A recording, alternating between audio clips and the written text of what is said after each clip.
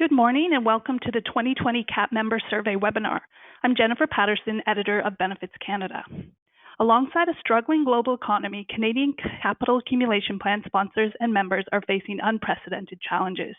This year, our annual CAP Member Survey fielded its questions between March 31st and April 1st, reaching respondents as they were in the midst of coming to grips with the effects of the global coronavirus pandemic.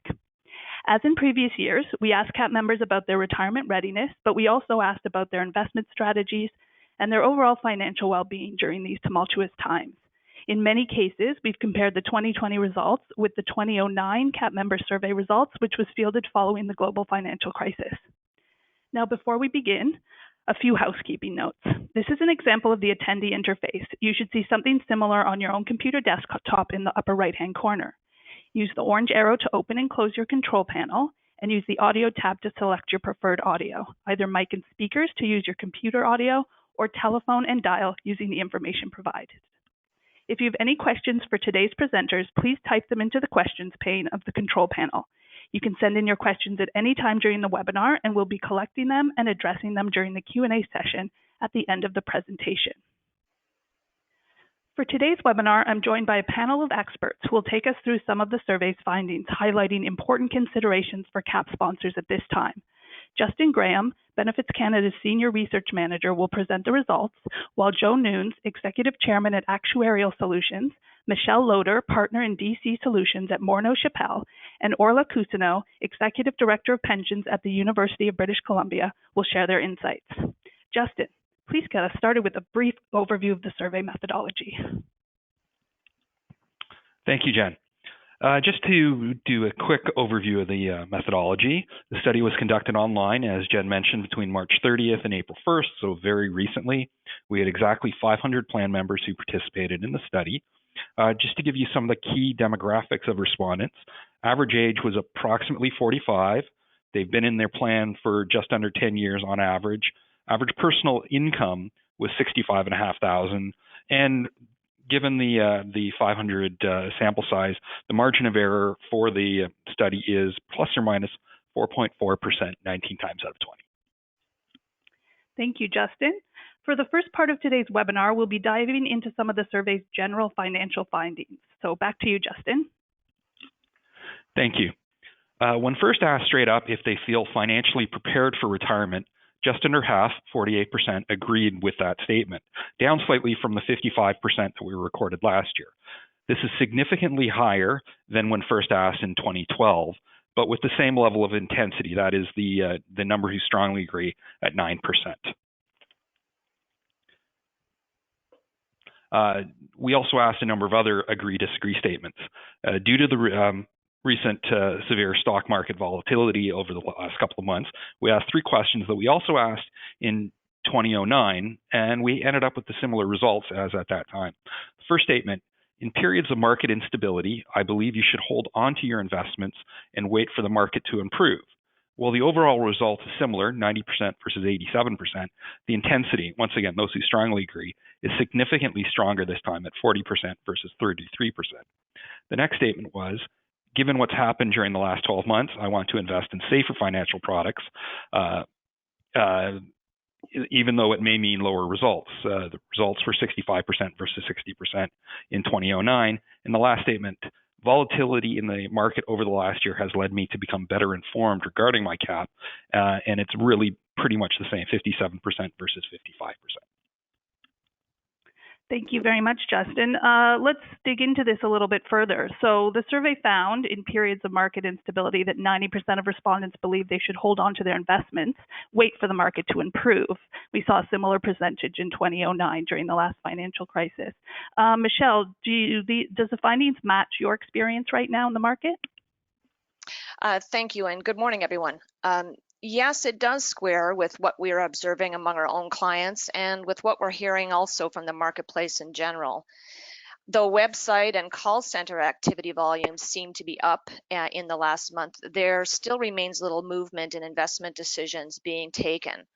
What I'm not sure of, however, is whether this should be interpreted as a positive indication that members are following the often quoted advice to quote unquote stay the course, or whether it's more indicative of investment paralysis that can plague us all when the potential impacts of either action or inaction aren't very well understood. During periods of double-digit positive performance that we observed in 2019, for example, we also didn't see any observable uptick in investment transactions. So the fear of selling too early in positive markets and missing out on further returns is just as real as the fear of selling too early in down markets and missing rebounds. It's a classic regret aversion bias that we unfortunately all suffer from to some degree. The good news, I'd say, is that for those of us invested in pre-built portfolios like target date funds or asset allocation series, that emotion is taken out of the equation and assets are rebalanced systematically by the manager. But for those of us invested in the a la carte menus who are in full control of setting asset mix and importantly, continuing to rebalance those accounts to that mix to remain in line with risk tolerance, we should be expecting to see these adjustments to investments taking place on a routine basis. But based on our work with clients, very few DC members are actually practicing periodic rebalancing and are rather more riding the wave of market volatility in both up as well as down markets, which may not be the best strategy if one is in fact looking to stay the course with one's plans. Okay, thank you very much, Michelle. Moving on to another finding, given what's happened over the last 12 months, 65% of respondents said they want to invest in safer financial products, even though it may mean lower returns, and we found a similar number, 60% in 2009. Joe, do you think this is a wise decision right now? Yeah, I think it's a natural reaction to want to, go to safety when you see these periods of great uncertainty and volatility and markets down.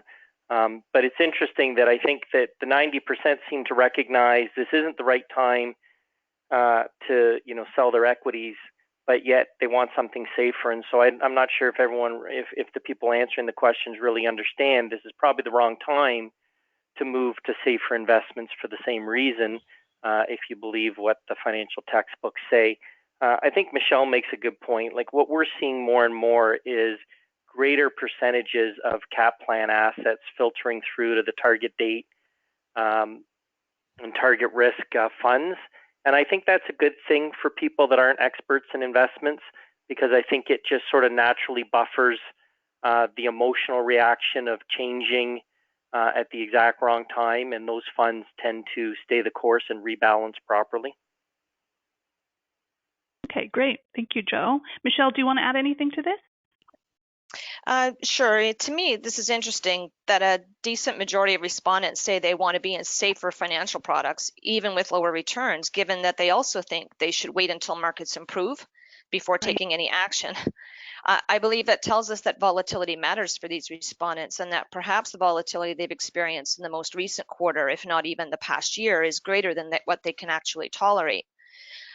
Before going any further, however, and making their decisions about the portfolio, I think members should take a big step back and let the retirement income goals, whether they be longer term goals or shorter term goals for some of us, not myself, of course, come into some clearer focus. To follow on the analogy of staying the course, members need to have a clearly defined picture of what their retirement destination is, both in terms of their desired age for retirement and the level of annual spending that they're going to need to achieve their lifestyle goal. Understanding how these recent events have impacted those targets is considerably more important, I'd say, than understanding how recent events have impacted account balances. And with this clarity, members can then be in a better position to evaluate the trade-offs between different courses of action that they have in front of them, including whether any changes to their investment portfolio to move into less or more risky types of strategies, perhaps in conjunction with other strategies, might be warranted. Things like increasing savings rates or improving tax efficiency of income in retirement through income splitting measures, etc. Some of these will also help them meet better goals with greater confidence. Okay, great. Thank you, Michelle.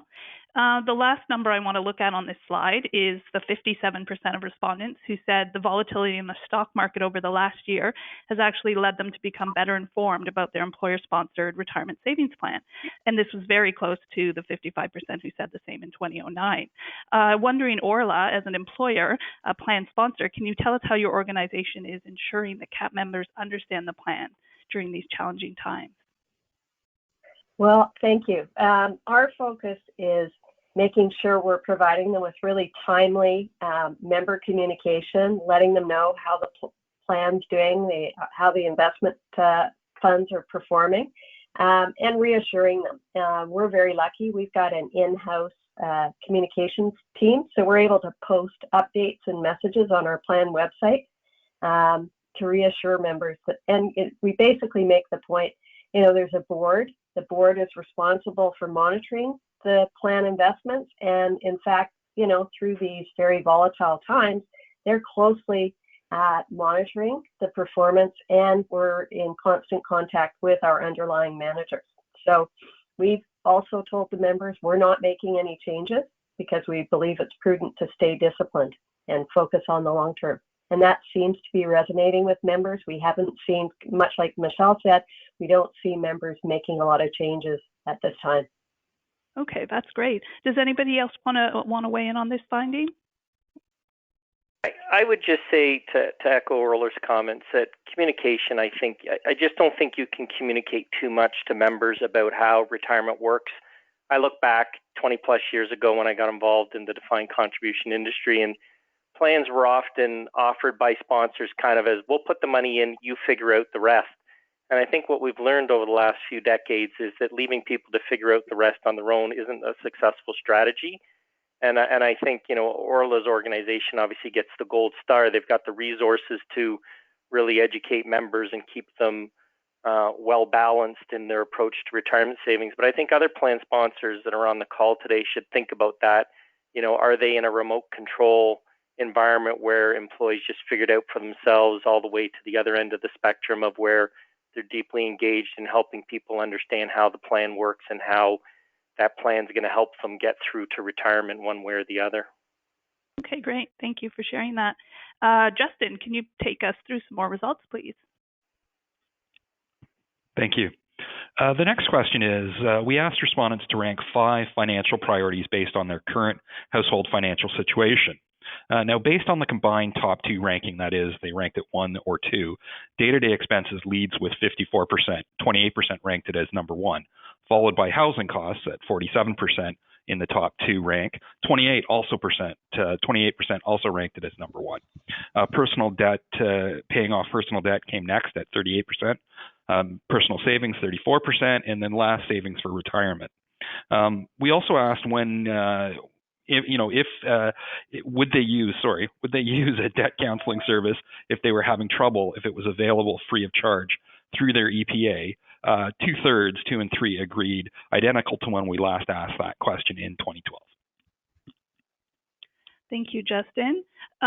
So we're going to just go into those details in a bit, or go into that in a bit more detail. I don't think it's a surprise that when we look at everybody's current financial situation, that they have different priorities that they're juggling, and saving for retirement, unfortunately, is very low on that list.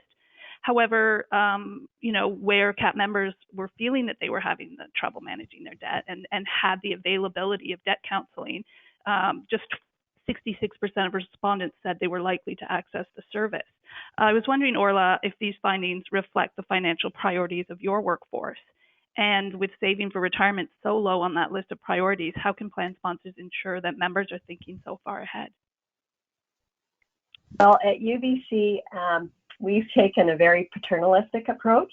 So the faculty plan is compulsory from day to hire. They're automatically enrolled with a 5% employee contribution. And then the university puts in 10%. We've taken away the choice from members, and they don't miss it because that deduction comes off their first paycheck. So they've never seen the money in their pockets. And in fact, we've got another plan, the salaried plan. It's not a defined contribution plan, target benefit plan. We just last fall got the university to agree to make that plan compulsory from day to hire as well. Because we found members, if they don't sign up when they're first hired, then inertia sets in, and you can spend a lot of time chasing them down, reminding them they're eligible to join the plan. And unfortunate timing on our part, we forced 1,100 people into the plan on April 1.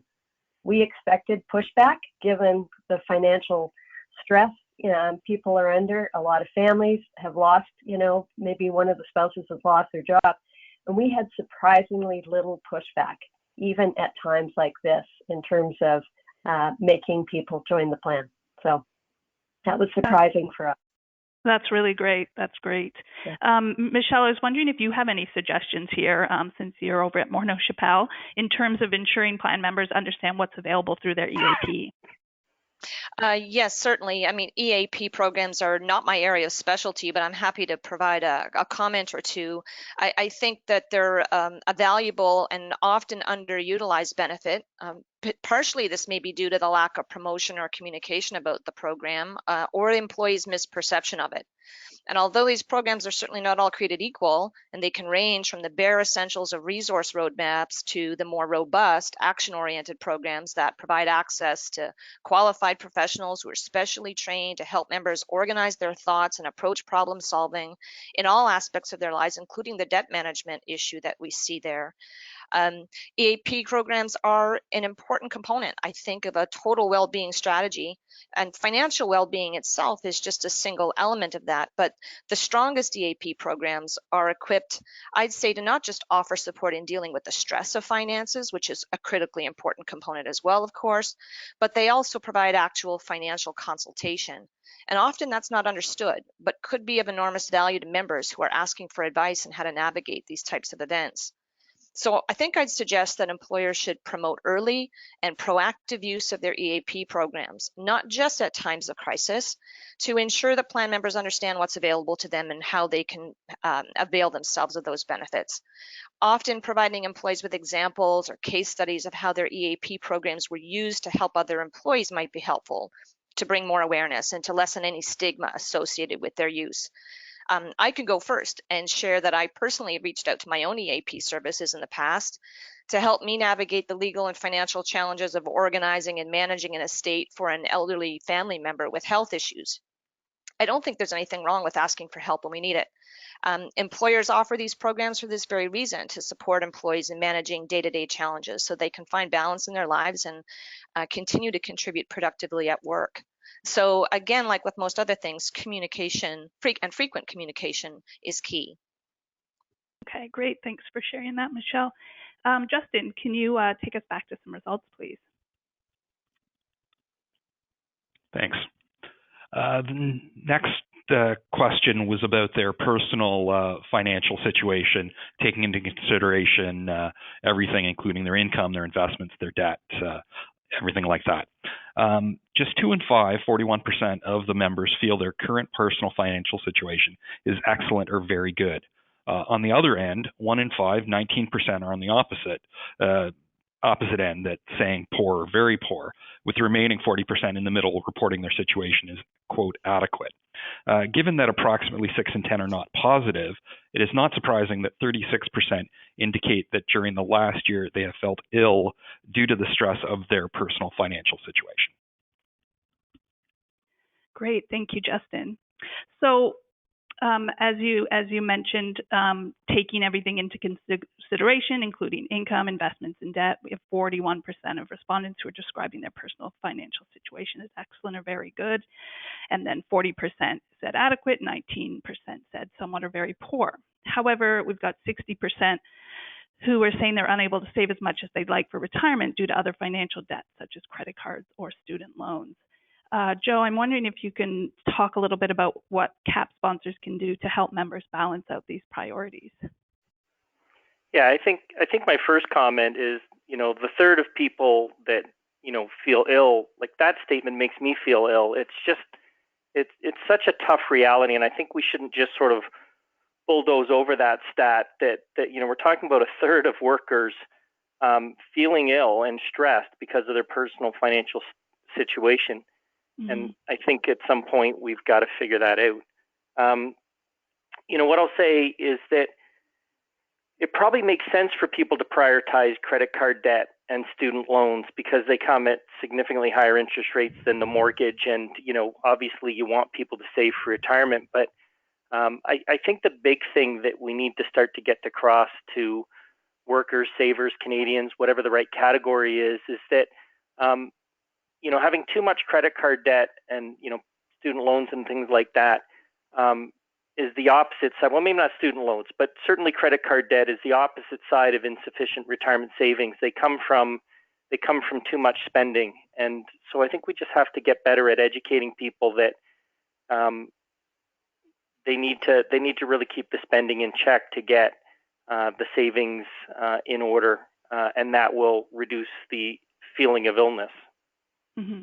Okay, great. Yeah, I did want to dig into that statistic specifically, the finding that 36% of respondents said they felt ill due to the stress of their personal financial situation. I would have expected actually that number to be a little bit higher, but again, this was a month ago that we fielded the results, so potentially if we did it today, they would be slightly higher. Michelle, I'm just wondering if you do think that, that percentage is likely to rise over the coming weeks as people sort of reach a full understanding of the impact of this pandemic on their finances. I think your instinct is likely right. As many might have seen yesterday, Angus Reid released a study indicating that 50% of their just under, I think, 2,000 respondents reported that they were struggling with financial or mental stress related to the COVID-19 pandemic. They're reporting that 44% are saying they're worried, 41% are saying they're anxious, which I suppose is just an elevated state of worry, and 30% are indicating that they are bored. And positively, however, 34% are also saying they're feeling grateful, which I think is a nice sentiment. Mm-hmm. Our own mental health index that Morneau Shepell has been conducting research on for the last couple of years and released earlier this month also showed a significant deterioration of mental health among the over 3,000 respondents relative to the benchmark. This represents the largest deterioration in a single month that's been observed in the 3 years that we've been collecting the benchmark data. And mental stress scores are showing a notable rise as well, particularly so for those who identify as female or those with 2 or more children. 80% of those surveyed are indicating that COVID-19 is having an impact on their mental health, with 50% of those thankfully saying they are able to cope, but notably the balance are having a greater concern or feeling very negative about it. And the top 2 factors identified that are contributing to these results are first and foremost financial concerns, followed very closely by the fear of death of a loved one. So to answer your question, unfortunately, I think it is yes. I do fear that we will see this percentage rise as the impact of the pandemic becomes more about actual hardship than the fear of it. However, I'm also hopeful and encouraged that governments, employers, and the retirement industry in general are all taking steps necessary to ensure that much needed support is available and is being actively promoted. Okay, great. Thank you so much, Michelle. I'd now like to move into another section of the survey. This one is on general retirement expectations and planning for retirement. And we're going to start, as always, with Justin sharing some of the results. Thank you. Next question that we asked is one that we've been asking since 2010. Basically, it's about what sort of retirement do members actually expect for themselves. Interestingly, the results have been consistent every year that we've asked it. As in the past, there are 2 extremes with just over 1 in 10 in each of the segments. At one end are those who say they will have no financial issues in retirement and will be able to do anything that they want. At the other end are those who feel that they expect they will need financial support from family or friends. The largest group, just under half at 46% this year, indicate that if they are careful, they will be able to live independently and be able to pay their bills. While the remaining 1/3, 33%, say that if they are careful, they will be able to pay their bills and still be able to do some of the things like, that they don't do regularly now, like some traveling. One of the great things about a long-running research project like this is that we can look at the results during different time periods and compare the views of CAP members over time. In this case, we can view the level of confidence that members had in their plan prior to the 2008 crisis, followed by the years during the recession and its aftermath, a period of recovery, and now back to a period of market uncertainty. In 2009, the first survey that we did after the 2008 crisis, 62% reported being confident, which was a drop of 12 points, with just 14% who were very confident compared to 24% the previous year. This year, confidence has declined 6 points from last year, 71% was 71% down to 65%.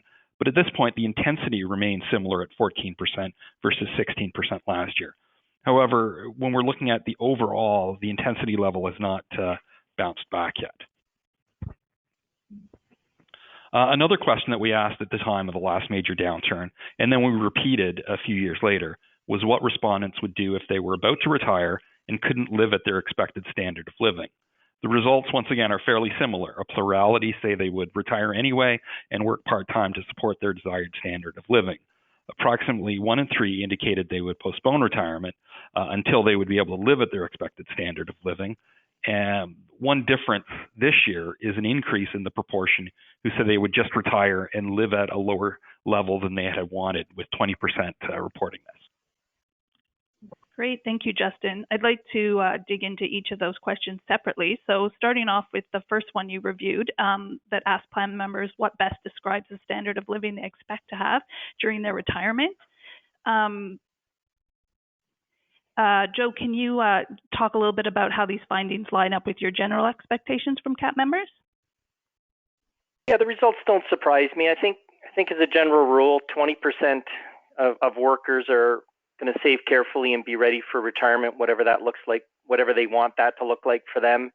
And I think at the other end, 20%, no matter what we do and how hard we try, just aren't going to save and aren't going to do a very good job. It's the middle 60% that I think we have an opportunity to, maybe through education and planning and higher contribution rates, maybe help them shift buckets towards greater comfort and less concern. Okay, great. Then the second question was 65% of respondents being confident that their workplace retirement savings plan will provide them with the amount of money they expect from it in order to meet their financial objectives in retirement. So this is down from 76% in 2017 and 73% in 2015, but it is slightly higher than 62% of respondents who said the same in 2009 after the last financial crisis. Michelle, can you weigh in on whether these findings are generally in line with your expectations, or do you think CAP members are slightly out of line with reality? Well, on the one hand, I find this encouraging, and for many, especially those members who are participating in well-governed DC plans with reasonable levels of contribution, offering best-in-class investments at very competitive fees, and for those even that offer the benefits of accessing those investments and fees through retirement with decumulation features, they may well be quite right. But I do pause when I consider whether those respondents have articulated clearly enough what their financial objectives in retirement actually are, and what proportion of that goal can reasonably be satisfied from their workforce savings arrangements alongside of government and other personal resources. I'm actually not sure that they're thinking that they're ready for retirement is all that much out of line with reality, but I'm also not certain that they've arrived at that conclusion through careful analysis of their goals and the trajectory they're following to achieving them, or whether they've taken the shortcut of what I'll call aspirational optimism. It concerns me somewhat, as it could lead to suboptimal decision making, or worse, a lack of any decision making to react to certain events that may impact those plans. And optimism is a good thing, but the accountant, CFA, and financial planner in me does prefer it to be backed with just a smidgen of math. Of course, right. Okay, great. And then the last question that Justin went over is around if plan members are set to retire and couldn't live at their expected standard of living, which of the following would they be most likely to do? And we had 42% saying they'll retire and work part-time to support their standard of living. 31% will continue working and postpone retirement until they have enough funds, and 20% retire and live at a lower standard of living than expected. Speaking as a plan sponsor, Orla, are you noticing a change in your workplace around people working longer? And if that's the case, how are you managing that in your workforce? Well, at the university, it's a very different place and because faculty have tenure, right? So we're not really able to manage it from an HR perspective. And what we've seen since mandatory retirement was eliminated in BC, a lot of them enjoy teaching or their research, and because they're able to continue working, our experience is most people, in fact, do continue to work longer by choice. And it's not related to whether they're able to afford to retire. So we see most of our folks retiring sometime after age 65 and before age 71, although we even have people who start drawing an income who are still working on campus.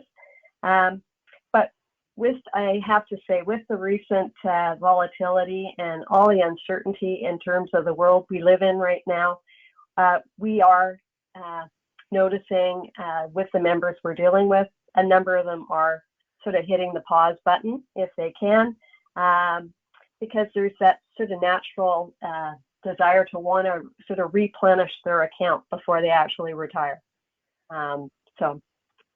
So we expect a slowdown unless people are already too far in the process and somebody's being hired to take over their course load. Okay, great. Joe, did you want to respond to that one as well? Yeah, I think again, set aside Orla's workforce and the relatively generous design of her plan, and I think for a lot of other plan sponsors, the important message here is that, sure, 20% are going to stick to their plan and retire anyway, and just, have a lower standard of living. But the majority see the solution as working longer.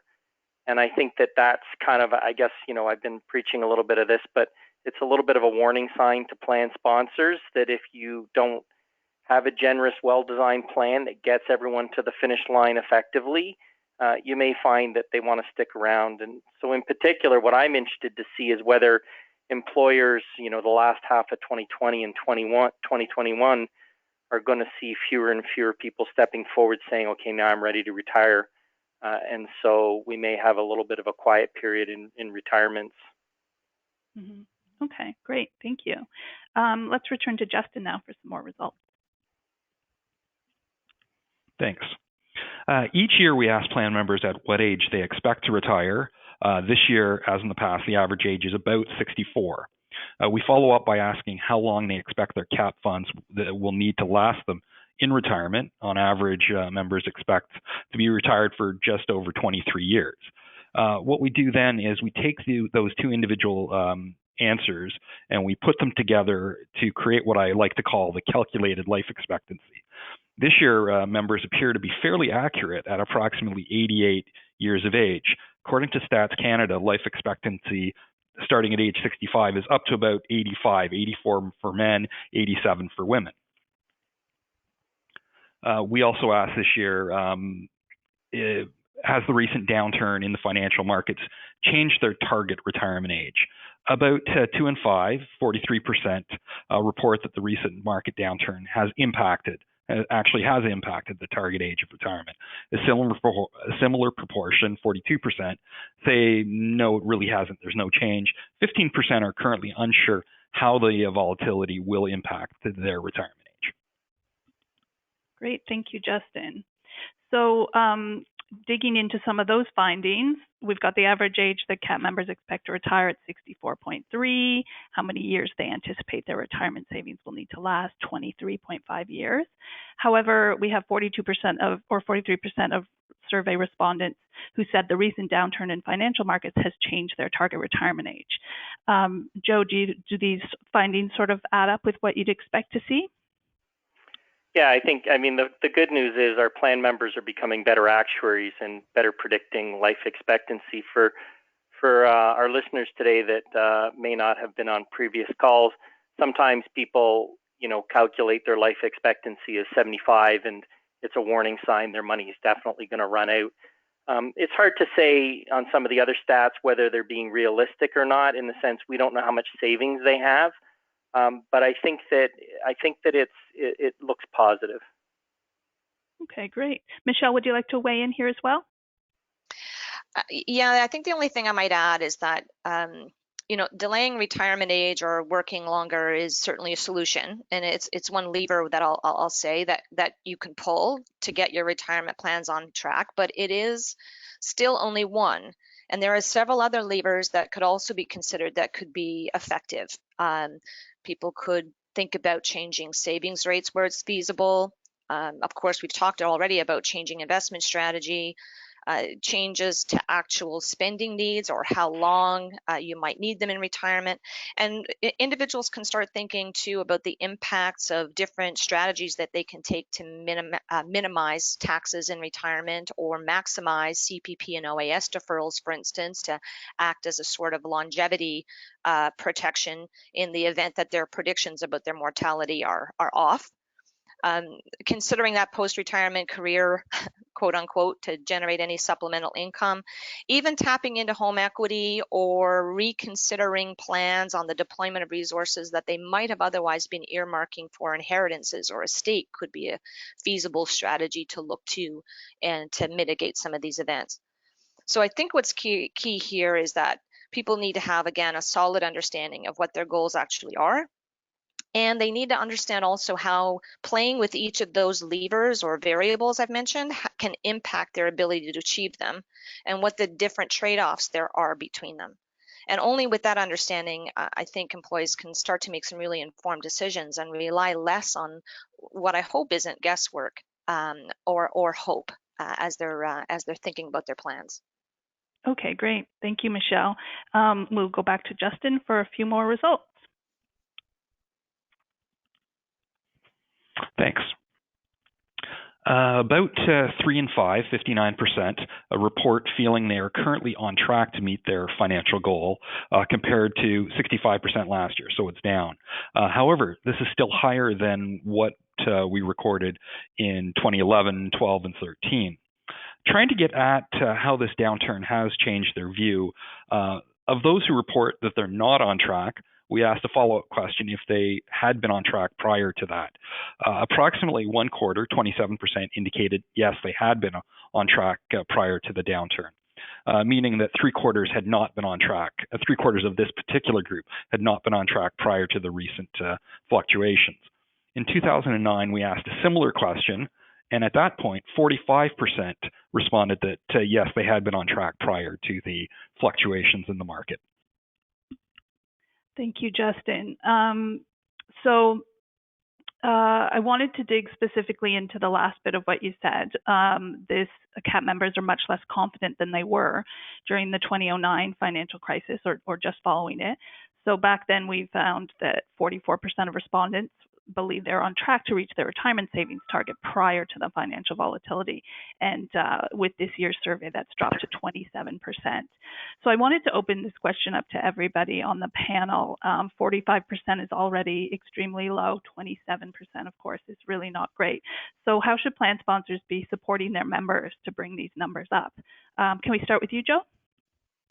Yeah, I think the important thing to remind plan members is that there's no short-term fix to a market crash in a CAP plan.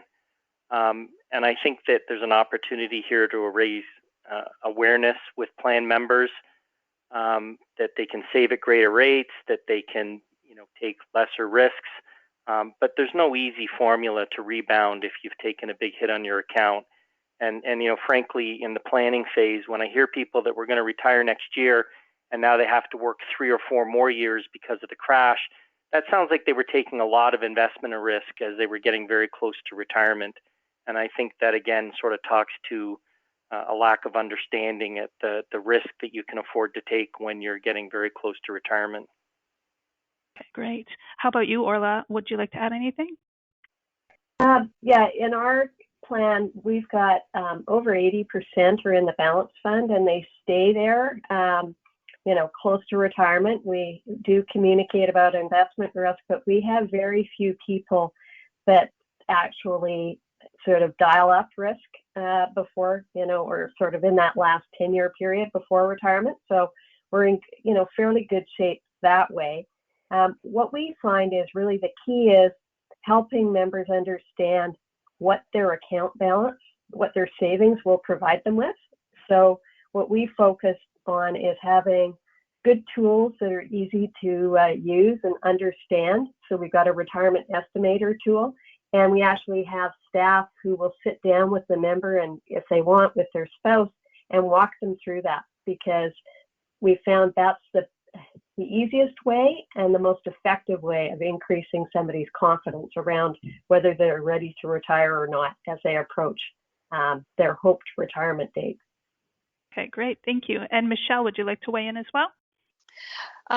Sure, quickly. I just think I would encourage sponsors to think broadly around how to enhance their DC plans to deal with members bearing so much risk. And we've seen most recently, of course, market risk, but we've also seen inflation risk for, cost of living for those who are already retired. Interest rate risk is something that's been with us for some time. And of course, the never going away longevity risk that they have to face as well to ensure that their assets stay for their entire lifetime, or their income can be replaced for their entire lifetime.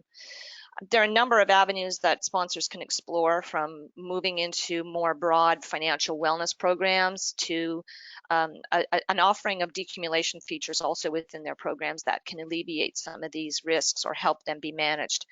And of course, as I mentioned before, any robust or action-oriented EAP program that can help employees to feel supported and empowered to take action as they navigate all these challenges can only help. Some sponsors that, in terms of what's happening right now, some sponsors, clients of mine, are looking more closely at the suitability of their a la carte investment menus in particular, and are monitoring how their employees are responding to rebalancing activities, as well as any other activities they could be taking that are impacting their ability to stay on track. And those include what they're doing with their contribution levels, if they're looking for withdrawals from their plans, and also the choices that they are making at the time of termination or retirement for their plan, or getting a close look so that we can ensure that the right tools and the right trade-offs are expressed to them at the time that they're making those decisions when it's most relevant. Okay, great. Thank you, Michelle, and thank you everyone for sharing those insights. At Benefits Canada, we've been writing a lot about how the coronavirus is affecting both CAP sponsors and their members. So I'd like to take a few minutes now to go over some of the most common questions that we're hearing from our readers before we open up to the audience. I wanted to start with you, Orla. You mentioned earlier that your organization is not making any changes to your CAP at this time, which is great. I wanted you to maybe weigh in a little bit about what you think in terms of plan sponsors that are taking these steps. Well, I know some people some plan sponsors are considering whether they should reduce contributions. And, there's obviously discussions with the regulator around what people can do. I worry about that kind of change, because if people aren't saving for their retirement at this point, if you sort of let them off the hook, it's going to be hard to make up for that over the long term. They're going to be missing, a period of accumulation. So I wouldn't go there, but I understand, there is a lot of financial hardship out there. I just think, our role is to basically reassure members, sort of keep their trust and confidence that we're doing a good job, that we're looking out for their best interests, and that way they hopefully can weather the storm that we're currently in. Yes, exactly. And you mentioned contribution levels. We are seeing a lot of questions about whether CAP sponsors can change their contribution levels. Members can reduce or change or stop contributing altogether at the moment. I was wondering, Michelle, in terms of that type of action, are you seeing CAP sponsors taking those steps? Well, I will say that there's been a lot of questions raised and a lot of discussion around what the different avenues are that could be explored to do so. But I haven't seen many sponsors yet take any decisive action on doing that. I would stress yet. I'd also echo Orla's remarks that this is certainly a decision that requires a lot of careful consideration, especially for those employers who've instituted mandatory participation as a plan philosophy in the past. It's a big step to suspend or reduce contributions, and it comes with long-term consequences on retirement readiness. But Yet I do appreciate that it's one that might be necessary for both employers and their employees, depending on the circumstances. I would just encourage sponsors to take a very measured and patient approach to considering it. Okay, great. And earlier on in the webinar, you had referenced accumulation. Are you seeing a difference in the way plan sponsors are considering accumulation features right now? Yes, we've seen a growing trend among corporate plan sponsors moving towards offering decumulation features prior to the pandemic hitting. And some might be surprised to hear me say that I'm not sure I anticipate that this is going to slow.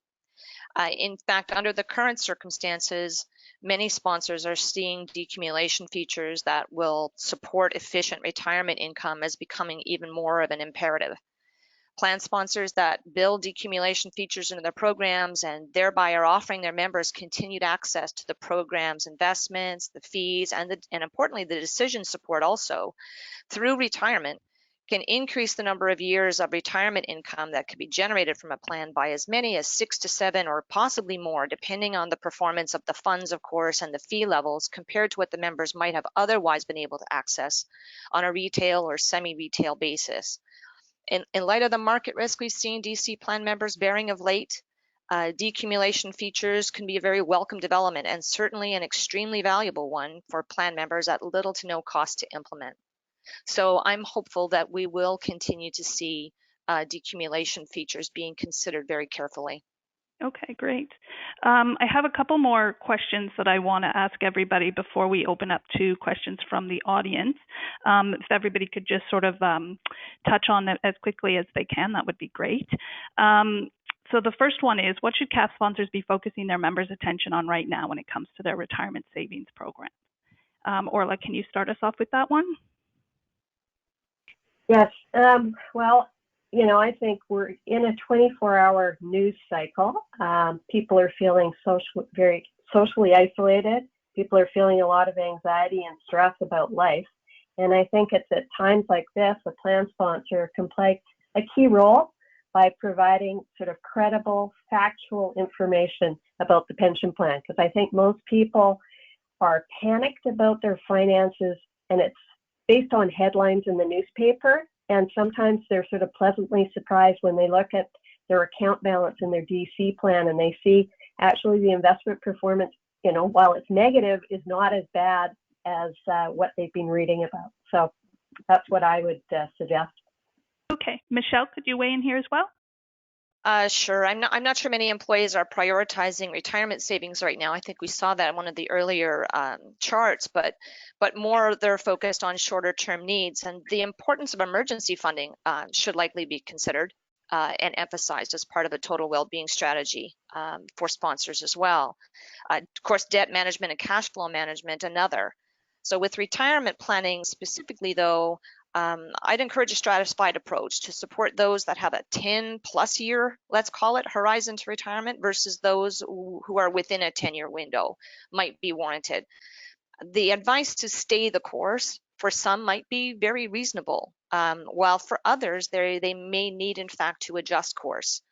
And one other thing I just wanted to add, I have been reading in the press a couple of articles around an uptick in members' interest in estate planning and being prepared, you know, at end of life, I suppose. Maybe this is coming from employees being burdened with the management of their parents' affairs, which could be an interesting opportunity for employers to look into too, as they help to support employees' total well-being. Overall, in working with many of our clients, we see some evidence of either ambivalence or a lack of understanding in the importance of making beneficiary elections among plan memberships. So I hope that maybe we have an opportunity now to cast some light in this area and maybe see some positive momentum as well. And Joe, did you want to weigh in on this one? Yeah, I think two things really quickly. One, I think Michelle is saying something really important, which is, you know, there's a holistic financial wellness picture that includes debt and all sorts of other things beyond just the retirement savings. And I think it's important for plan sponsors to start to get a bigger picture in the relationship with their employees on how all that's being managed. But if you want to narrowly look at, cap plans, what I would say is that it's, again, I think there's some effort that can be made on education, just helping members understand the relationship between savings rates, investment risk, and realistic retirement ages. Michelle, again, was right that working longer is one lever, but it's not the only lever. And if we can convince people that greater savings rates make sense, if getting the right amount of investment risk at the right stage of life makes sense, then maybe everyone reaches a happier ending. Okay, great. And just quickly, if I could go back through all three of you, given the current climate, the results of this year's survey, can you each provide a takeaway for plan sponsors around taking care of their members' financial wellness at this time? Joe, should we start with you? Yeah, I think I don't have anything to add. I think what I just said is really my takeaway for sponsors, is to just help people better understand the financial journey they face, from new 20-year-old employee to, person retiring tomorrow, and help them figure that whole puzzle out. Okay, great. And Orla? Well, we generally all struggle with low member engagement regarding the pension plans we offer, and what the current climate has done is it's caused our employees to pay more attention. So what I would say is, don't squander this opportunity and step up your member communication while you've got their attention. Great. And Michelle, what would you like to leave as a takeaway? Yeah, I think I'd say that if you're focused only on financial wellness as it relates to retirement savings, you may be missing a broader opportunity to support your employees whose challenges and needs are, as we've seen, I think, much more diverse. I'd encourage sponsors to think broadly about delivery of total well-being programs that, of course, encompass health, mental and financial well-being aspects, and that go beyond achieving improved literacy as an objective, but more that provide a sense of security and empowerment for employees to be feeling in control and to have financial freedom to make choices. It gives them a sense that they are okay right now and are preparing for the future. I think those types of strategies can help to eliminate some of the daily stress and worry that we perhaps all feel, and provide some degree of financial freedom. I think one thing coming out of this pandemic crisis is clear that total well-being strategies that can support all three of those elements are not just considered a value-added benefit anymore, but now perhaps may even being felt as an imperative. Mm-hmm. Great. Well, thank you everyone for sharing all these insights this morning. I'm going to open it up to questions from the audience now. Our first question. Do we have the age group of the participants that said the markets will impact their retirement age? That is one for Justin. Actually, we do. There really isn't a lot of difference in terms of impacting their retirement age. The 18 to 34-year-olds are 41%. The 35 to 54-year-olds, it's 42%. For the 55 plus, it's actually 38%. So it is down a little bit, but still fairly closely. In terms of just some of the other demographics on that, and if you're interested, for men, it's 45%, women, it's 40%. So there is a difference there. But in terms of the uncertainty, they're uncertain that it will impact. Women are much more uncertain at 20% versus 10% for men. In terms of a couple of other things, their personal financial situation, those who say poor, it's actually 68%, adequate 58%. For those who feel they have an excellent or very good personal financial situation, it's 36%. Great. Thank you very much, Justin. Another question we have. So Michelle mentioned tax efficiency and accumulation a couple of times. This can be complicated. Who can help members with this? Most members don't have access to advisors. And what about tax efficient investing during accumulation? For example, executing asset allocation strategies could add significant savings at retirement. A lot there to unpack. Yeah.